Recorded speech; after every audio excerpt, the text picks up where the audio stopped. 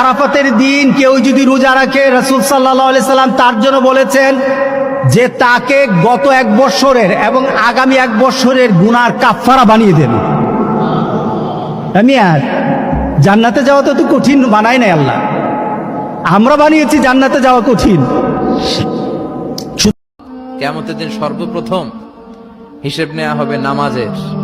নামাজ, বিশ্বনবী ইন্তেকাল করবেন, রূহ বের হয়ে যাচ্ছে, 2-3টা শব্দ বললেন, এর মধ্যে একটা ছিল সালাত। সালাত উম্মতেরা নামাজ, নামাজ।